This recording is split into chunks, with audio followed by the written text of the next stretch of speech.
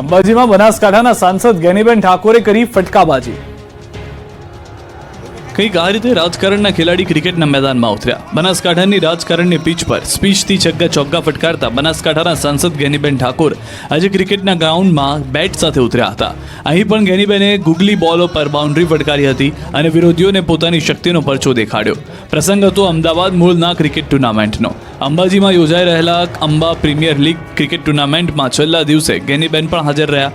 કોંગ્રેસ સાંસદ GMDC cricket મેદાન ખાતે પહોંચ્યા હતા, જે ગેનીબેને ક્રિકેટ મેદાનમાં મેચની બેટિંગ કરીને ફાઇનલ મેચ શરૂ કરાવી। અમદાવાદ મૂળના ક્રિકેટ ટુર્નામેન્ટના આયોજક સાથે પણ મુલાકાત કરી। આ સમયે તેમણે ક્રિકેટ મેચ માટે રાજ્યમાં રમતના મેદાનની અછત અને વ્યાયામ શિક્ષકોનો અભાવ હોવાનું જણાવ્યું।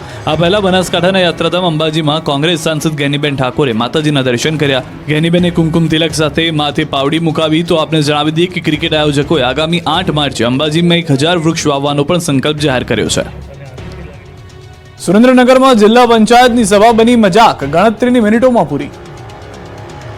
લોકોની સમસ્યા સાંભળ્યા વગર જ સુરેન્દ્રનગર જિલ્લા પંચાયતની સામાન્ય સભા મિનિટોમાં પૂર્ણ થઈ ગઈ। સુરેન્દ્રનગર જિલ્લા પંચાયતની સામાન્ય સભા નાટ્યાત્મક રીતે ગણતરીની મિનિટોમાં પૂરી કરવામાં આવતા રોષ ફેલાયો।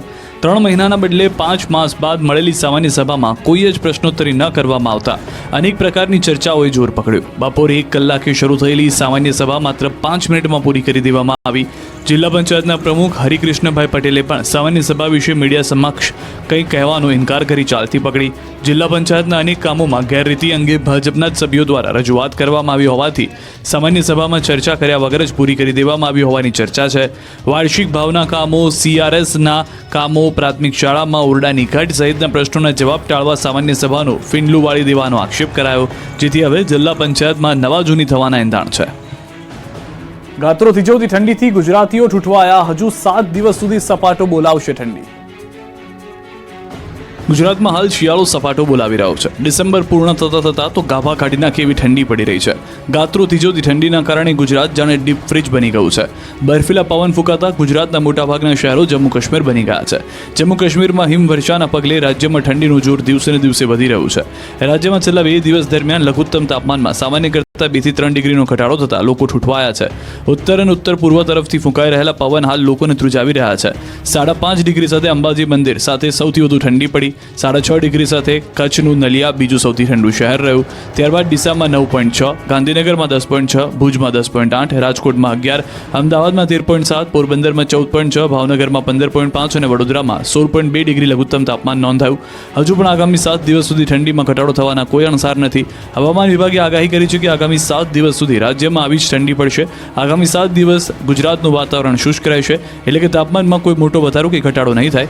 માવઠાની સિસ્ટમે વિદાય લીધા પછી રાજ્યમાં ઉત્તર પૂર્વથી પૂર્વના પવન ફૂંકાતા ઠંડીનો અનુભવ થઈ રહ્યો છે। એટલે ઠંડીનો ચમકારો એવો હશે કે તાપણા વગર નહીં ચાલે। રાતના સમયે તો હાટ બંધ થઈ જાય તેવી ઠંડી પડશે।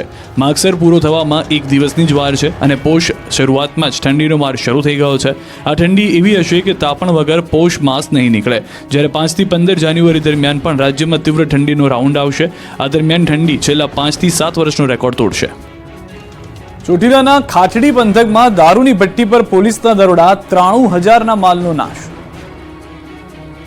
ચોટીલાના ખાટડી પંથકમાં બે રોકટોક દારૂની હટડીઓ ધમધમી રહી છે, ત્યારે ફરી એક પોલીસે ધમધમતી દારૂના અડ્ડાઓ પર દરોડા પાડ્યા। ખાટડી ગામની સીમમાં ચાલતી દેશી દારૂની હટડીઓ પર પોલીસે દરોડા પાડ્યા।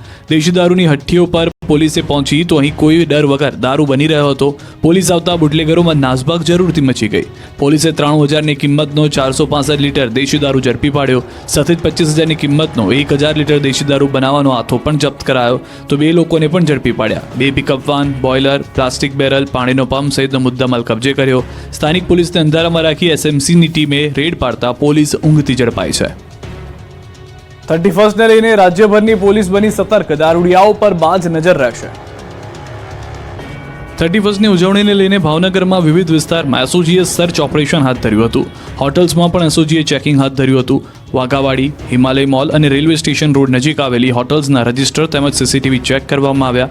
દારૂની હેરાફેરી સહિતના બનાવો રોકવા માટે પોલીસ તંત્ર એક્શનમાં આવ્યું. તો 31 પહેલા અમદાવાદ પોલીસ એલર્ટ મોડમાં છે. અમદાવાદ પોલીસ દ્વારા શહેરમાં કોમ્બિંગ હાથ ધરવામાં આવ્યું, ત્યારે અમરાઈવાડી પોલીસ સ્ટેશન વિસ્તારમાં પોલીસ દ્વારા કોમ્બિંગ હાથ ધરાયું.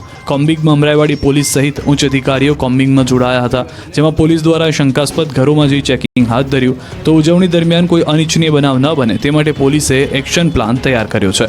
અમદાવાદ શહેર પોલીસ 31 ડિસેમ્બર સાંજથી જ બંદોબસ્તમાં લાગી જશે. 6000 જેટલા પોલીસ અધિકારીઓ વ્યવસ્થામાં જોડાશે. પોલીસ તપાસ દરમિયાન 300 જેટલા બ્રેથ એનાલાઇઝરનો પણ ઉપયોગ કરવામાં આવશે. તેમજ પોલીસ અધિકારીઓ બોડી વોર્ન કેમેરા સાથે સુસજ્જ રહેશે. મહિલાઓની સુરક્ષા માટે શી ટીમ અને મહિલા ક્રાઇમ બ્રાન્ચની ટીમ તૈનાત રહેશે. તો આ તરફ વડોદરા પોલીસે પણ સતર્ક થઈ ગઈ હોવાના દ્રશ્યો સર્જ્યા.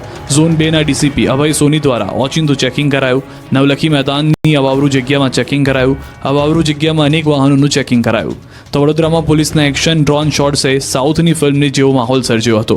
નવા વર્ષની શાંતિપૂર્ણ માહોલમાં ઉજવણી થાય તે માટે પોલીસ છેલ્લા એક અઠવાડિયાથી પૂર્વ તૈયારી કરી રહી છે. 250થી વધુ બ્રેથ એનાલાઇઝર મશીનથી પોલીસ ચેકિંગ કરશે. તો એનડીપીએસ ડિટેક્શન કિટનો ઉપયોગ કરી પોલીસ ડ્રગ્સ લેનારને પણ પકડી પાડશે. સલાઈવાનું સેમ્પલ લઈ ઓન ધ સ્પોટ પકડી પાડશે. ઉપરાંત શી ટીમ રાત્રે 10થી સવારે 4 વાગ્યા સુધી અવાવરૂ જગ્યા સહિતના વિસ્તારોમાં વિશેષ ચેકિંગ અને પેટ્રોલિંગ કરશે.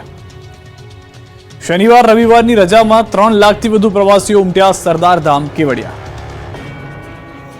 31 ડિસેમ્બરમાં મિની વેકેશન દરમિયાન દેશ વિદેશના પર્યટકોનો ગુજરાતના વિવિધ સ્થળો પર ધસારો જોવા મળી રહ્યો છે.